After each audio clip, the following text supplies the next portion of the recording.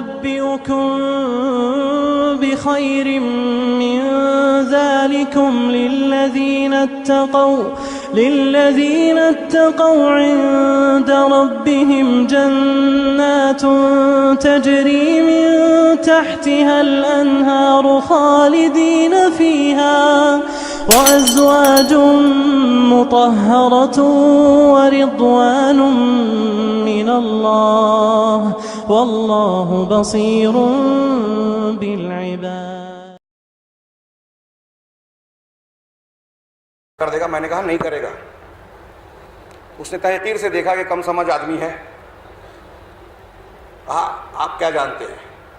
کہا آپ اصل میں نہیں جانتے. آپ خبروں کی بنیاد پہ کہتے ہیں, ہم منہج کی بنیاد پہ کہتے ہیں. کس کا کیا عقیدہ ہے, کیا کر سکتا ہے, یہ پتہ چلتا ہے اس کے منہج سے, اس کے عقیدے سے. کون کیا کر سکتا ہے؟ ایران پر امریکہ حملہ نہیں کرے گا, وہ چاہے جتنا ایٹمی پروگرام بنا لے گئے. اور آپ دیکھ رہے ہیں کہ نہیں کیا, کئی ڈیڈ لائن چلی گئی, اب مذاکرات چل رہے ہیں. اس کے افراد کو بٹھایا جا رہا ہے مختلف حکومتوں پر. ہیلری کلنٹن کہہ رہی ہے. پھر اس نے ایک کتاب لکھی جس کا عربی میں نام اس کتاب میں قصۃ داعش میں دیا ہے خیارات الصعبہ, یعنی مشکل چوائسز, مشکل انتخابات. اس میں انہوں نے کئی بڑے بڑے لوگوں کے اقوال نقل کیے ہیں. CIA کے ایڈورڈ اسٹون غالباً نام ہے, اس کا ایک قول صرف نقل کر لوں بطور نمونہ کہ اس نے کہا کہ داعش کو, دولت الاسلامیہ فی العراق و شام کو امریکہ کی CIA یعنی ہم نے, CIA کا ایجنٹ تھا وہ, ہم نے اور برطانیہ کی MI16 نے اور اسرائیل کی موساد نے مل کر بنایا. اور اس کے یہ مقاصد ہیں. ہم نے مل کر بنایا ہے اور اسرائیل کا اس میں کئی مقاصد ہیں. اسرائیل کو تحفظ دینا, علاقے میں اسرائیل کو حلیفی اور اس کو ساتھ دینے والی طاقت کو طاقت دینا, مخالفین کو کمزور کرنا, مخالفین کو ان سے لڑائے رکھنا, اور پھر اس علاقے کی قدرتی دولت, تیل کی دولت اور قدرتی وسائل پر قبضہ پانا, عالمی اقتصادیات کی بنیاد پر اس کو اپنے قبضے میں رکھنا. ان مقاصد کی بنیاد پر یہ وہ لوگ بیان دے رہے ہیں. ایک طرف وہ لوگ یہ بیان دے رہے ہیں, ایک طرف ہمارے یہاں تحریکی حضرات, کوئی معاملہ ہوتا ہے سعودی عرب, ہم سعودی عرب کے اندھے حامی نہیں ہیں, لیکن اس کا یہ بھی مطلب نہیں ہے کہ ہم سیاہ کو سیاہ اور سفید کو سفید نہ کہیں. جو جیسا ہے وہ کہنا چاہیے.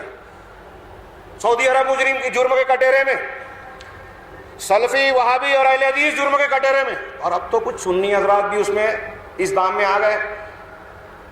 ابھی آپ نے پیچھے پڑھا ہوگا, تحریر بھی چھپی اور پھر کلپس بھی آئی, خطاب بھی آیا. حضرت سلمان حسنی ندوی صاحب, آپ کون سی زبان بول رہے ہیں, کس کے سر میں سر ملا رہے ہیں, عالمی طاقتوں کے ایجنڈے کے مطابق گفتگو کر رہے ہیں. انہوں نے کہا کہ عجیب بات کہی, صرف اہل حدیثوں پر یا سلفیوں پر الزام نہیں لگایا, صرف سعودیوں کو جرم کے کٹہرے میں کھڑا نہیں کیا, بلکہ سرٹیفکیٹ دیا کہ یہودی اور امریکہ اس کے داعش کی تشکیل میں حصے دار نہیں ہے, اس دہشت گردی کے حصے دار نہیں ہے. بلکہ کون ہے؟ یہ سلفی ہیں, کٹر سلفی, تشدد پسند. ذرا غور کیجیے سلمان صاحب کس کی زبان بول رہے ہیں. یہ وہی شخص ہیں جنہوں نے سن 2013-14 میں جب داعش نے اسلامی خلافت کا ابو بکر البغدادی کے لیے اعلان کیا تو اس شخص نے خط لکھا, آن ریکارڈ ہے, اخبارات میں شائع ہو چکا, اور اس میں ابو بکر البغدادی کو امیر المومنین کہہ کے خطاب کیا, اس کے عقیدے کی تائید کی کہ آپ کا سچا عقیدہ ہے, آپ کا بہت اچھا کردار ہے, آپ کے موقف اور کردار پر میں نے لمبے عرصے سے نظر رکھی اور تعریف کی, اور پھر کچھ رائے مشورہ دیا.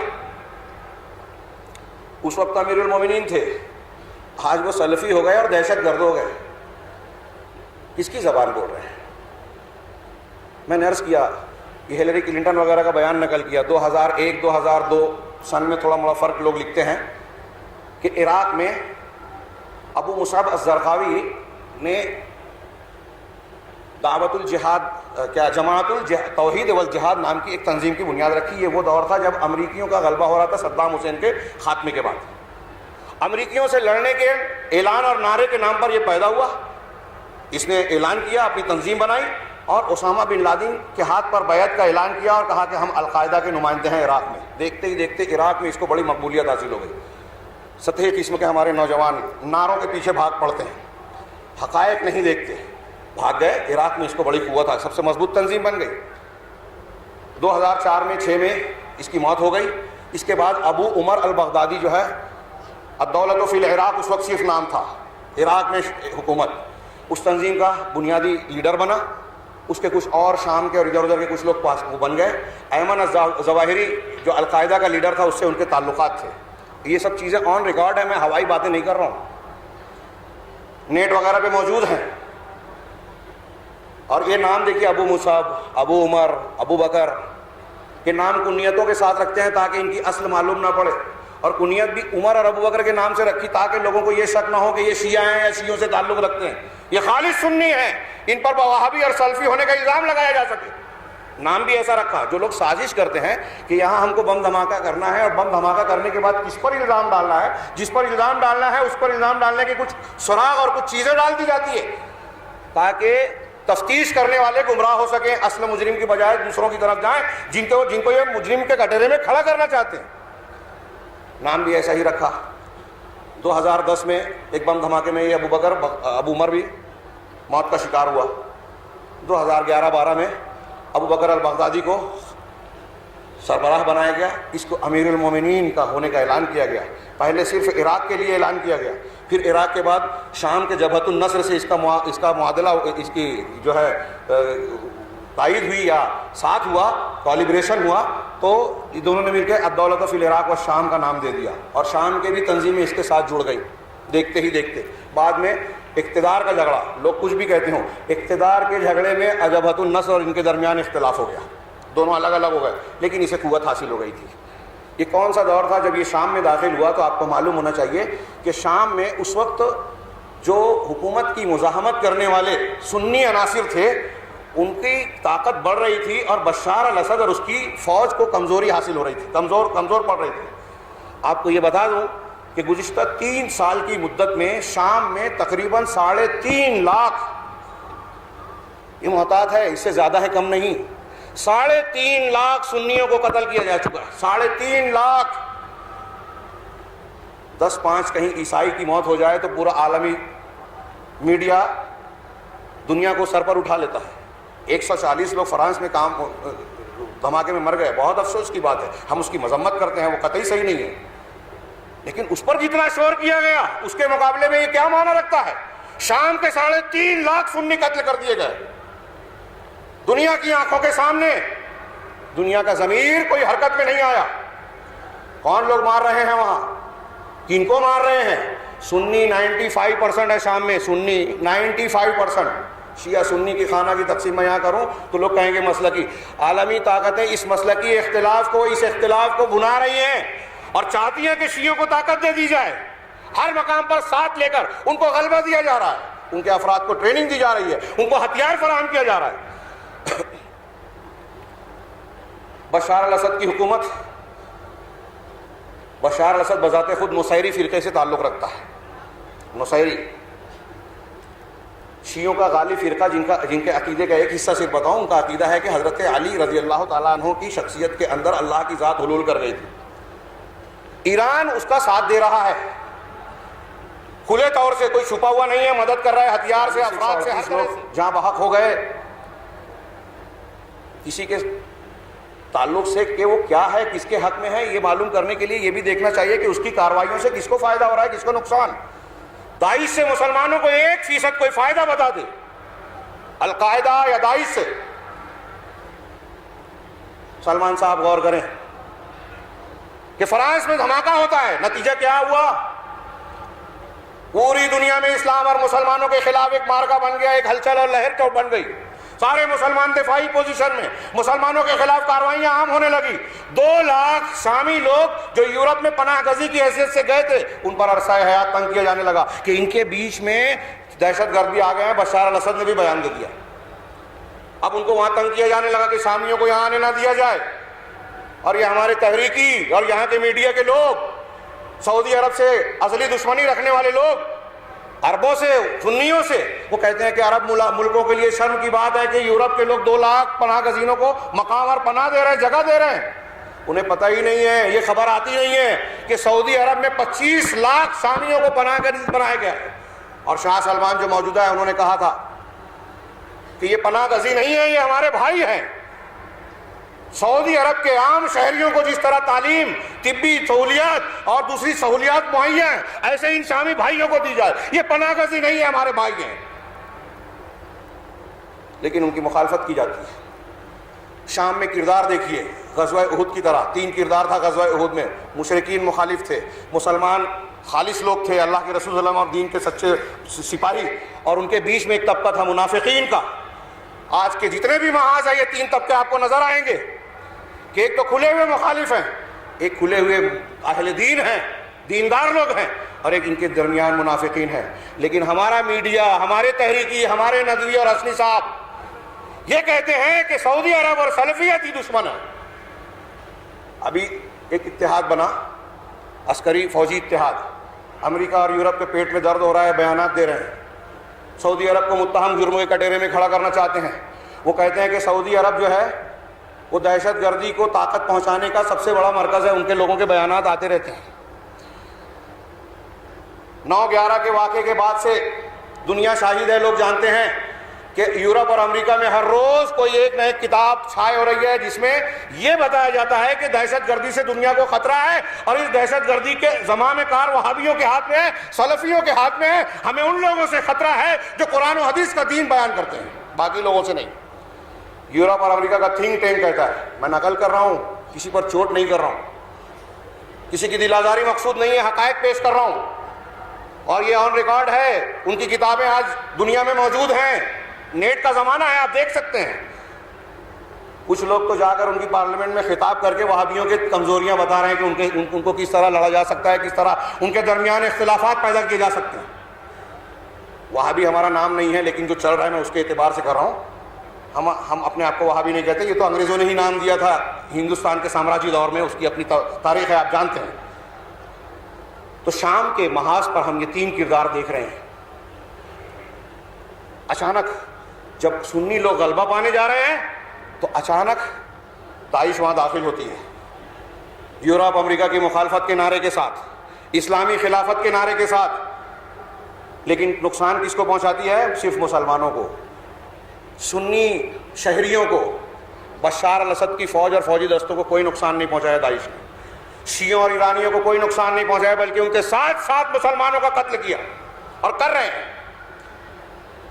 یمن میں جو حوثی شیعہ لوگ ہیں انہوں نے اچانک حملہ کیا، کئی سنی گاؤں کو قتل عام میں لاشوں کا شہر بنا دیا، بم دھماکوں سے پورے گھر اڑا دیے. اس کی تفصیلات آپ پڑھے ہوں گے، سنے ہوں گے. پھر صنعا پر قبضہ کیا. وہاں کے لیگل اور دستوری صدر جو ہیں پہلے صنعا سے عدن گئے، وہاں سے پھر سعودی عرب پناہ گزی کی حیثیت سے چلے گئے. یہ اس کی طرف پیش قدمی کی ہے. صدر نے سعودی عرب سے مدد چاہی کہ آپ تعاون کیجئے، خلیجی ممالک کے آپسی معاہدے کے مطابق وہ اس کے پابند بھی تھے. اور پھر اتنا ہی نہیں، حوثیوں نے ایران کے تعاون سے سعودی کی بارڈر پر جو ہے اپنی فوجوں کی صفیں لگانا اور جنگ کی تیاریاں شروع کر دی. ہر روز ایران سے 1-2 چارٹر پلین ہتھیار بن کر وہاں پہنچایا جانے لگا اور دھمکیاں دی جانے لگی. ایرانی، ہمارے میڈیا میں نہیں آتا، ایرانی حکام کے بعض اہلکاروں نے یہ بیان دیا کہ عنقریب ہم سعودی عرب پر حملہ کریں گے، مکہ مدینہ پر قبضہ کریں گے، اور ہمارے عقیدے کے مطابق ہم مدینہ سے جناب محمد رسول اللہ صلی اللہ علیہ وسلم کی روضہ مبارک کے بغل میں ابو بکر اور عمر کی قبروں کو کھودیں گے، ان کی لاشوں کو نکال کر سولی دیں گے، اور حضرت عائشہ صدیقہ رضی اللہ تعالیٰ عنہ کی لاش کو نکال کر ان کو رجم کریں گے، اس لیے کہ وہ اس کی مستحق تھیں. یہ یوں ہی یہ سیاسی بیان نہیں ہے، یہ ان کی مذہبی کتابوں میں لکھا ہوا ان کا عقیدہ ہے. حضرت مرسی ان کا ساتھ دیتے تھے، اخوانی ان کے ساتھ ہیں، تحریکی ان کے ساتھ ہیں. شام کے قتل عام پر وہ ان کے پیشانی پر بل نہیں آتا، تعویلات کرتے ہیں. سنیوں کا قتل عام ہو رہا ہے اور ایرانی مصری حکومت گر گئی تو یہ بہت ان کے پیٹ میں مروڑ ہوتا ہے اور ساری دنیا میں سلفیوں کو جرم کے کٹہرے میں کھڑے کر دیا. کس کا ساتھ دے رہے ہیں؟ ایران کا. مرسی صاحب کے 1 سالہ دور حکومت میں 2 مرتبہ انہوں نے ایران کا دورہ کیا، 1 مرتبہ ان کے نمائندے نے اسرائیل کا دورہ کیا. امریکہ نے جو عراق میں حکومت بنائی، نوری المالکی کی شیعہ حکومت، اس میں اخوان المسلمین کے ایک بہت بڑے اہلکار، غالباً عبد المجید کا نام ہے، اس کو وزارت دلائی. اسرائیل سے ان کے مراسم. یہ شیعہ کون ہے؟ ان کا کردار کیا ہے؟ اگر میں بیان کروں تو اس کے لیے وقت بہت زیادہ لگے گا.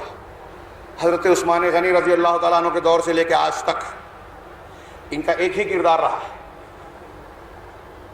حضرت عثمان غنی رضی اللہ تعالیٰ عنہ کی شہادت ہو، حضرت علی کے ساتھ دغا بازی ہو، کربلا کے واقعے میں حضرت حسین رضی اللہ تعالیٰ عنہ اور ان کے اہل خانہ کی قتل مظلومانہ قتل اور شہادت ہو، حضرت حسین کے ساتھ حسن کے ساتھ دغا بازی اور ان کے روایت کے مطابق ان کو زہر دے کر قتل کرنا ہو، سب جرم انہی کے کھاتے میں ہے حقیقی طور پر، دنیا مانے یا نہ مانے، تحقیقی تاریخ ان کا جرم بتاتی ہے۔ اور پھر آگے بڑھیے، عالم اسلام میں جتنی خرابیاں پیدا ہوئی، پختہ قبر بنانے کا شرک شیعوں نے ایجاد کیا، کرامتہ نے کعبۃ اللہ پر حملہ کیا، ابو طاہر کرمتی نے حاجیوں کا حرم کے اندر قتل عام کیا، حجر اسود کو اپنی جگہ سے اکھاڑ کر مصر لے گئے، قریباً 22 سے 24 سال اپنے پاس رکھا۔ بغداد میں سقوط بغداد، بنو عباس کی خلافت کے خاتمے کے تاتاریوں کو یہ ابن توسی اور ابن الکمی جو شیعہ تھے، انہوں نے دعوت دی، رومال پر بغداد کا نقشہ بنا کر بھیجا، اس نے جب حملہ کیا انہوں نے دروازہ کھولا شہر کا، 2 4 5 7 نہیں، کچھ لوگ مورخین لکھتے ہیں 8 لاکھ، کچھ 9 لاکھ، کہیں 6 لاکھ، 9 لاکھ مسلمانوں کا قتل کر کے ان کی کھوپڑیوں کے مینار بنائے گئے۔ اس کے ذمہ دار تاتاریوں کو دعوت دینے اور مسلمانوں کو مروانے کے ذمہ دار یہ شیعہ۔ سقوط بغداد اسلامی تاریخ کا ایک بہت المناک حادثہ ہے۔ مختار ثقفی پیدا ہوا، اخوان الصفا کی تحریک پیدا ہوئی، بنو عباس بنو امیہ کو اسی طرح نوجوانوں کو جیسے آج بھرتی کرتے ہیں نئے اچھے نعرے چنا کر، نعرے دے کر کہ تم کو ہم جنت میں داخل کریں گے، وہ جو شباب کی جھوٹی جنت بنائی تھی، جاؤ فلاں امیر کو، فلاں گورنر کو، فلاں بنو عباس کے امیر کو قتل کرو، یہ قتل کرواتے تھے نوجوانوں سے، آج بھی کروا رہے ہیں۔ ان کی تاریخ ہمیشہ یہی رہی ہے کہ یہ ہمیشہ اسلام اور مسلمانوں کے خلاف دشمنوں کے ساتھ رہے ہیں۔ پھر ان کے عقائد کیا ہیں؟ قرآن کو یہ محرف مانتے ہیں، قرآن اصلی ان کے نزدیک 17,000 آیتوں پر مشتمل تھا، موجودہ قرآن سے 3 گنا زیادہ، 2 4 5 7 100 200 نہیں، 5000 سے زیادہ شیعوں کی امہات الکتب میں روایتیں موجود ہے کہ قرآن میں ہر طرح کی تعریف ہوئی ہے، اس میں کمی بھی کی گئی، زیادتی بھی کی گئی ہے، تقدیم بھی ہے، تاخیر بھی ہے اور تبدیلی بھی ہے، 5 قسم کی کی گئی۔ یہ تقیہ کو جائز سمجھتے ہیں، جھوٹ بولنا، تقیہ اور نفاق کو فرق ثابت کرنے کی کوئی کوشش آج تک ان کے یہاں کامیاب نہیں ہو سکی۔ یہ تقیہ اہل علم کے نزدیک نفاقی کا دوسرا، جو جائز تقیہ ہے وہ اسلام میں مجبوری کی چیز ہے اور عارضی چیز ہے۔ ان کے یہاں عام حالات میں بھی اگر کسی کو دھوکہ دینے کے لیے سنیوں کو کوئی تقیہ کرتا ہے، اندر کچھ اور باہر کچھ، تو یہ دین کے 10 حصوں میں سے 9 حصہ ہے۔ یہ متع کو جائز کہتے ہیں۔ ہمارے تحریکی کہتے ہیں کہ خمینی کے آنے کے بعد اسلامی حدود قائم کی گئی ایران میں۔ ہم ان سے سوال کرتے تھے کہ کوئی زانی پکڑا گیا کہ آج تک؟ اگر وہاں کوئی زانیہ پکڑے جائیں گے تو کہہ دیں گے ہم متع کر رہے تھے، ہاشمی رفسنجانی علیہ الاعلان کہتا ہے کہ خوب متع کرو، عارضی نکاح کرو اور خوب اولاد پیدا کرو۔ اس زنا کو لائسنس شدہ زنا ایران میں رائج ہے تو وہاں زانی کی سزا کہاں دی جائے گی؟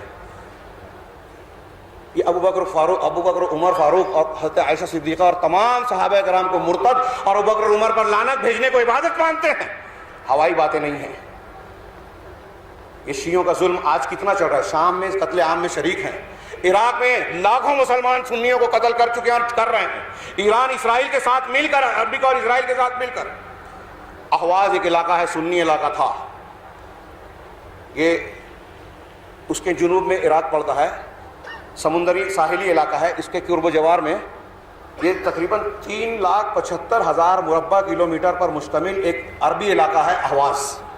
آج وہ ایران کا حصہ مانا جاتا ہے، اس کی تفصیل میں نہیں بیان کر سکتا۔ سن 1924-25 میں برطانیہ کے ساتھ مل کر پانی کے راستے کے لیے ایران نے اس پر قبضہ کیا، اور اس وقت سے لے کر 1925 سے لے کر آج تک وہاں سر اٹھانے والی ہر تحریک کو انتہائی بے رحمی سے کچلا، قتل عام کیا، سنیوں پر طرح طرح کی پابندی لگائی۔ یہاں تک پابندی ہے اس علاقے میں کہ اپنے بچے کا نام ابو بکر عمر نہیں رکھ سکتے، عائشہ نہیں رکھ سکتے۔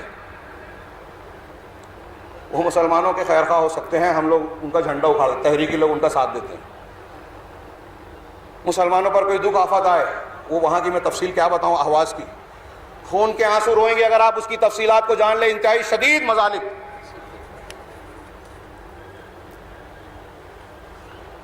اس کے بالمقابل ایک طرف تو یہ میں نے عرض کیا کہ کوئی یہ نہ سمجھے کہ میں یہ مسلکی بات کر رہا ہوں، اختلافی بات کر رہا ہوں۔ اس بنیاد کو استعمال کر کے عالمی طاقتیں، جیسے شیخ رضا اللہ کہہ رہے تھے کہ لڑوایا جاتا ہے، اختلاف کروایا جاتا ہے، کیا کچھ استعمال کیا جا رہا ہے۔ اب اس کے بالمقابل سعودی عرب، اس کے کارنامے کیا ہیں؟ موٹی موٹی کتابیں لکھی جا سکتی ہیں. میں نے کہا کہ ہم ان کے اندھے حامی نہیں ہیں، وکیل صفائی نہیں ہیں، لیکن اس کا کارنامہ دنیا کا واحد ملک ہے جہاں قرآن و حدیث بطور قانون نافذ ہے، اور اس سے دشمنی کی بہت سارے لوگوں کی یہاں وجہ یہ ہے کہ وہاں اصلی اور خالص اسلام ہے، قرآن و سنت بطور دستور قائم ہے. قرآن مسلسل چھپ کر بٹ رہا ہے مختلف دنیا کی زندہ زبانوں میں. بائبل کو انہوں نے کتنی زبانوں میں چھاپا، اس کے مقابلے میں اکیلا سعودی عرب ہے جو چھاپ رہا ہے. پوری دنیا میں دعوت کے کام کو جو تقویت پہنچائی جا رہی ہے، سنی علماء خاص طور سے کویت اور سعودی عرب اس کے سر فہرست ہیں. ایران پر، عراق پر حملہ ہونے سے پہلے کویت کا 8% سالانہ بجٹ، دنیا کا سب سے امیر ملک تھا، 8% سالانہ بجٹ اسلامی کاز کو تقویت پہنچانے کے لیے، دعوت و تبلیغ کے لیے، کتابوں کی اشاعت کے لیے متعین ہوتا تھا. اب وہ ویسا نہیں رہا. فلسطینیوں کو سب سے زیادہ تمام سنی مسلمان مدد کرتے ہیں، ایران کچھ دکھاوا کرتا ہے. ہمارے سلمان صاحب کہتے ہیں کہ سعودی عرب نے کبھی مسلمانوں کے غیر مسلموں کے خلاف جنگ میں حصہ نہیں لیا. 2 مرتبہ عرب اسرائیل جنگ ہو چکی ہے، انہیں معلوم نہیں ہے یا معلوم جان بوجھ کے جھوٹ بول رہے ہیں. 2 مرتبہ عرب اسرائیل جنگ، دونوں مرتبہ سعودی عرب شریک رہا ہے عرب کی طرف سے. اور دوسری مرتبہ کے شاہ فیصل کے کردار کو دنیا جانتی ہے کہ انہوں نے جو موقف اختیار کیا تھا، جو طریقہ اختیار کیا تھا، منصوبہ اختیار کیا تھا، اسی کی بنیاد پر اسرائیل کو پسپا ہونا پڑا تھا. امریکہ کو تیل بند کر دیا تھا فیصل نے. آپ جانتے ہیں کہ دوسرے محاذوں پہ بوسنیا، چیچنیا، افغانستان اور دوسرے مقامات پر جو اس کا کردار رہا ہے وہ اپنی جگہ. سعودی عرب میں جعلیات کا جو ایک شعبہ ہے حکومت کے زیر نگرانی، ہر سال اس کے تحت کئی ہزار لوگ اسلام قبول کرتے ہیں بغیر کسی جبر اور زبردستی کے. چھوٹا کام ہے. پوری دنیا میں خاص طور سے امریکہ اور یورپ میں اسلامک سینٹرز بنائے. ویٹیکن سٹی جو کیتھولک چرچ کا مرکز ہے روم کے اندر، جہاں پاپائے روم رہتا ہے، وہاں فیصل کے زمانے سے اسلامک سینٹر قائم ہونا شروع ہوا تھا، شاہ فہد کے زمانے میں مکمل ہوا. اداروں، مساجد کے قیام اور دوسرے مقامات پر کیا کچھ خرچ کرتا ہے ہم اس کا اندازہ نہیں لگا سکتے. یورپ میں جو اسلام تیزی سے پھیل رہا ہے، اتنی مخالفتوں کے باوجود اسلام اور مسلمانوں کی کتنی مخالفت ہو رہی ہے، یہ تو ہم محاذ دیکھ رہے ہیں. 1000 سے زیادہ انٹرنیٹ اس کے لیے خاص ہیں، 100 سے زیادہ ٹی وی چینل. یہ 2-3 سال پہلے کی رپورٹ ہے. ہر سال عیسائی ممالک کروڑوں ڈالر خرچ کرتے ہیں اسلام اور مسلمانوں کے خلاف سرگرمیاں انجام دینے کے لیے. عیسائی مبشرین یعنی مبلغین نے یہ قسم کھائی تھی کہ سن 2000 آنے تک، 70-80 کی دہائی میں قسم کھائی تھی کہ 2000 آنے تک بر اعظم افریقہ کو عیسائی اکثریت والا بر اعظم بنا دیں گے اور ملیشیا کو مسلم اکثریت سے عیسائی اکثریت والا ملک بنا دیں گے. اس کا مقابلہ کس نے کیا؟ سعودی عرب میں پوری دنیا کے بچے تعلیم حاصل کرتے ہیں سعودی عرب حکومت کے خرچ پر. یورپ کا کوئی نان مسلم ایک اپلیکیشن لکھتا ہے، داخلہ ہو جاتا ہے، خرچ سعودی عرب دیتا ہے. اپنے فارغین کو شاہ فہد اور سعودی حکومت نے کہا کہ عیسائی مشنریز جو اسلام پر حملہ کر رہی ہیں ان کا جواب اور دفاع کرو، تم کو جو چاہیے ہم دیں گے. نتیجہ کیا رہا؟ اگر آپ رپورٹیں دیکھیں تو پتہ چلے گا کہ بہت سارے عیسائی پادری مسلمان ہو گئے. یہ معمولی خدمات ہیں. اس کے باوجود سعودی عرب جرم مجرم ہے، دنیا دار ہے، عیاش ہے اور یوں ہیں اور تو ہیں. اس کے ہاں جو خامیاں خرابیاں ہوں، ابھی منا کا سانحہ ہوا، اس میں کون ذمہ دار ہے؟ رپورٹیں آپ پڑھ رہے ہوں گے. لوگ فوراً اس کو جرم کے کٹہرے میں کھڑے کر کے اس کی خانہ تلاشی کرنے لگتے ہیں، یہ مجرم وہ مجرم. اور میں یہ عرض کرنا چاہتا ہوں کہ سعودی عرب کو اس لیے مخالفت نہیں ہے کہ وہ سعودی عرب ایک حکومت ہے، بلکہ حقیقت میں اس کے منہج، اس کی فکر اور اس کے عقیدے کی بنیاد پر اسے نشانہ بنایا جا رہا ہے. وہی عقیدہ جسے وہ لوگ کہہ رہے ہیں کہ یہ وہابیوں کا اور فلاں کا ہے. سلمان صاحب نے کہا کہ یہ لوگ کفر کا فتویٰ دیتے ہیں. داعش کے لوگ جو ہیں ان سے متاثر ہیں محمد بن عبد الوہاب اور علامہ ابن تیمیہ کی کتابوں کو اس سے استفادہ کرتے ہیں. کافی وقت ہو گیا ہے، میرے بعد اہم خطاب ہے، اسی وجہ سے میں اپنی بات کو لمبی کر رہا تھا. شیخ محمد بن عبد الوہاب اور ان کی موقف کو آپ دیکھیں تفصیل میں نہ جاتے ہوئے کہ اگر روئے زمین پر عقیدے کی کتابیں اٹھائیے، ان کی مطبوعات کو دیکھیے تو آپ کو نظر آئے گا کہ علامہ شیخ الاسلام ابن تیمیہ یا اہل الحدیث اس زمین پر مسلمانوں میں کفر کا فتویٰ دینے کے سلسلے میں سب سے زیادہ محتاط ہیں، سب سے زیادہ محتاط. یہاں اصول بالکل صاف ہیں کہ گناہوں کی وجہ سے کسی کو کافر قرار نہ دیا جائے. اور اس کے بالمقابل تکفیر کا مزاج آپ کو اخوانیوں میں، تحریکیوں میں بدرجہ عتم ملے گا. ہمارے یہاں ایک تنظیم تھی جس کو بین کر دیا گیا، جو تحریکیوں کی پیدا کر دی تھی، اور وہ پھر اہل حدیثوں کے نام منڈ دی گئی. یہی پوری دنیا میں ہو رہا ہے کہ پیدا وہ کرتے ہیں، الزام ہم پر لگاتے ہیں، اور چونکہ وہ ان کے آدمی ہیں اس لیے ان کو محفوظ رکھا جاتا ہے. شیخ یوسف القرضاوی اور دوسرے لوگوں کا میرے پاس کتاب موجود ہے، ان کے بیانات کتابوں کے حوالے کے ساتھ موجود ہے کہ سب سے زیادہ تکفیر کا فتویٰ دینے والے، پہل کرنے والے موجودہ زمانے میں سید قطب صاحب ہیں. شیخ اشماوی نے الثوابت والمتغیرات نامی کتاب میں لکھا کہ ایک شخص میرے پاس آیا سید قطب کی زندگی میں. اس نے کہا کہ میں نے سید قطب کی کتاب تفسیر فی ظلال القرآن پڑھی. اس کو پڑھنے کے بعد اس نتیجے پر پہنچا کہ مسلمانوں میں جتنے بھی گروہ طبقات ہیں، ان اخوانیوں کو چھوڑ کر سب کے سب کافر ہیں. تو میں یہ پوچھنے آیا ہوں کہ جب یہ کافر ہے تو ان کا ذبیحہ کھا سکتا ہوں کہ نہیں کھا سکتا؟ تو کہا چلیے سید صاحب زندہ ہیں، انہی کے پاس چلتے ہیں. سید قطب کے پاس گئے، پوچھا کہ ایسا ایسا اشکال ہے. کہا ٹھیک ہے، ان جو اپنے آپ کو مسلمان کہہ رہے ہیں ان کو کم از کم اہل کتاب کے مقام پر رکھ کے ان کا ذبیحہ کھا لو، بسم اللہ کر. میں ایک مثال دے رہا ہوں. ایمن الظواہری اور دوسرے القاعدہ اور ابو بکر البغدادی کی بیانات میں یہ موجود ہے کہ ہمارے لیے معالم فی الطریق فی ظلال القرآن سید قطب کی کتابیں بنیادی حیثیت رکھتی ہیں. شیخ الاسلام ابن تیمیہ اور اہل الحدیث کی کتابوں کو وہ نہیں اختیار کرتے، بلکہ تحریکیوں کی کتابوں کو لیا ہے. اور ان تحریکیوں نے گزشتہ 70 سالوں میں مسلمانوں کو صرف لاشوں کا تحفہ دیا ہے، ہر جگہ قتل عام کروایا ہے، مسلمانوں کو بدنام کروایا ہے، مسلم نوجوانوں کو گمراہ کیا ہے. بات کو سمیٹتے ہوئے میں کھینچوں اس جانب کہ داعش کو اسی پس منظر میں جنم دیا گیا جب سنیوں کو وہاں برتری حاصل ہو رہی تھی. ایک دو اشارات کر کے میں اپنی بات ختم کروں گا کہ غور کیجئے کہ جب داعش پیدا ہوئی، شام سے عراق میں جب حملہ آور ہوتی ہے تو داعش کے جماعتیں یا گروہ جیسے ہی عراق کے شہروں میں داخل ہوئی، موصل، تکریت، بڑے بڑے شہر، عراق کے بڑے بڑے شہر جہاں تیل کے کنویں ہیں، وہاں جب داخل ہوتے ہیں تو کیا منظر دیکھتی ہے دنیا. خبریں بھی چھپ رہی ہیں کہ نوری المالکی اور عراق کی باقاعدہ جو حکومتیں ہیں وہ اپنا بوریا بسترا سمیٹ کر ہتھیاروں کو چھوڑ کر، ٹینک اور سارے ہتھیار چھوڑ کر شہر سے چلے گئے، شہر چھوڑ دیا.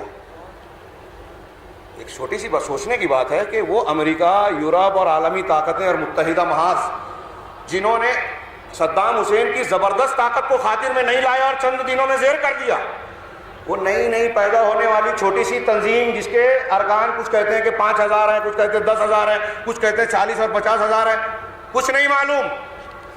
فرانس کا دھماکہ ہوا اور ایک خبر آ گئی کہ انہوں نے ذمہ داری لی. کس کو پتہ چلا کس نے ذمہ داری لی؟ یقینی ہے کہ نہیں یہ دنیا نہیں مان لے آیا. ہماری انٹیلیجنس کہتی ہے کہ خبر الرٹ رہو، دہشت گرد ایسا ایسا کرنے والے ہیں. یہاں سے ہزاروں کلومیٹر دور جا کر داعش والوں نے جو ہے حملہ کر دیا، فرانس کی انٹیلیجنس کو خبر نہیں دی. شک شبہ پیدا ہوتا ہے کہ نہیں؟ تکریت اور موصل جیسے شہروں میں جب یہ داخل ہوئے تو عراقی فوج نے اپنا محاذ چھوڑ دیا.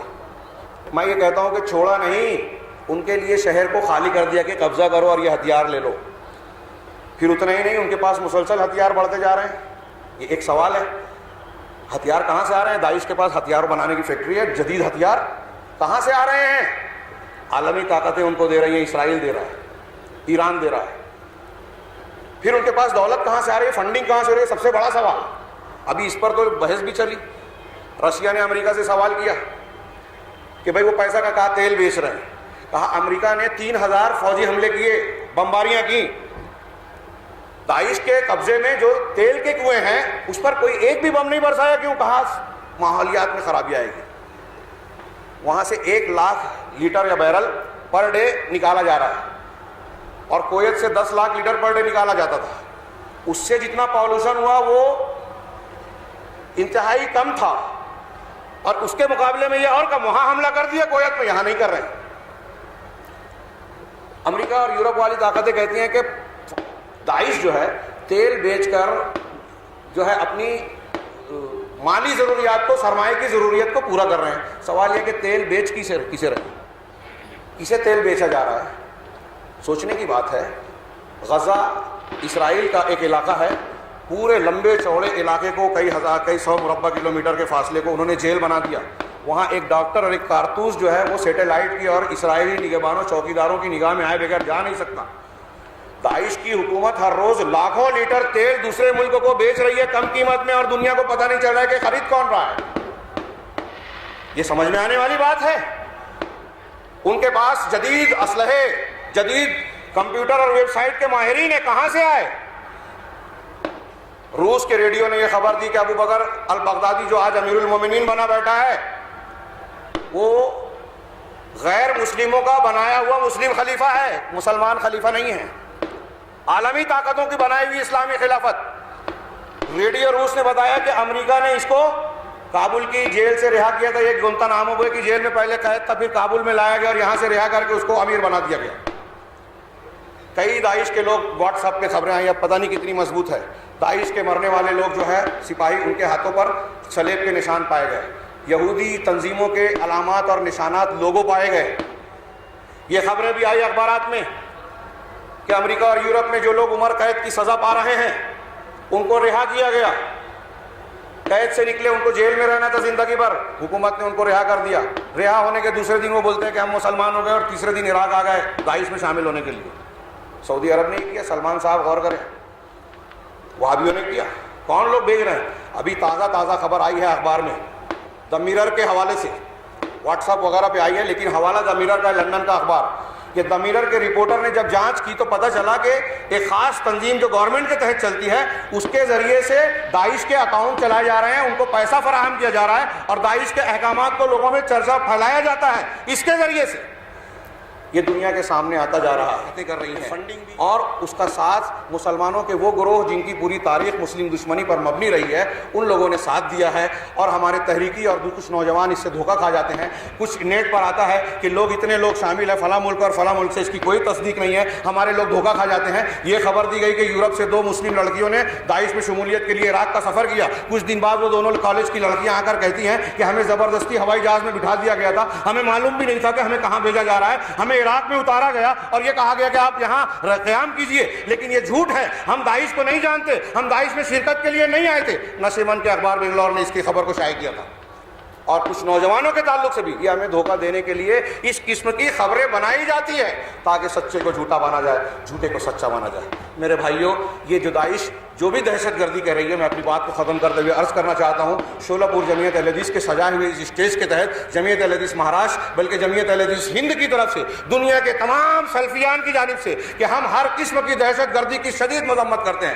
دہشت گردی سے اسلام کا, ہمارا قرآن و سنت کا کوئی تعلق نہیں ہے. دنیا کے ہر سلفی اور اہل حدیث عالم, ہر جماعت اہل حدیث کے ہر فرد نے دہشت گردی کی شدید مذمت کی ہے. ان کا اس دہشت گردی کے معاملات سے کوئی تعلق نہیں ہے. اگر کوئی شخص اپنے آپ کو سلفی کہتے ہوئے اس قسم کی حرکتیں کرتا ہے تو حقیقت میں وہ دوسروں کا اعلی کار ہے. جو الزام لگا رہا ہے وہ اپنے ایمان و ضمیر کو بیچ کر اہل الحدیث پر الزام لگا رہا ہے. حقیقت میں یہ اس الزام کا مقصد ہی یہی ہے کہ تہذیبی اور اسلامی جنگ میں ان لوگوں کو مجروح کیا جائے, ان لوگوں کو کمزور کیا جائے جن کے دین سے, جن کی دعوت سے دنیا کو خوف ہے کہ دنیا کے لوگ اسلام قبول کر لیں گے, دین رحمت کے سائے میں آ جائیں گے. اگر دنیا کو پتہ چل جائے کہ محمد رسول اللہ صلی اللہ علیہ وسلم کی شخصیت اتنی پرکشش ہے, اتنی محبت کو پھیلانے والی ہے, اتنا امن کو قائم کرنے والی تعلیمات پر مشتمل ہے, تو لوگ آپ کے حلقہ بغوش ہو جائیں گے, اسلام کو قبول کر لیں گے. اگر دنیا جان جائے کہ قرآن و حدیث کا خالص دین ان کے تمام مسائل کا حل ہے, ان کے اقتصادی مسائل کا, اخلاقی مسائل کا, سیاسی مسائل کا, ظلم و جور کے خاتمے کا,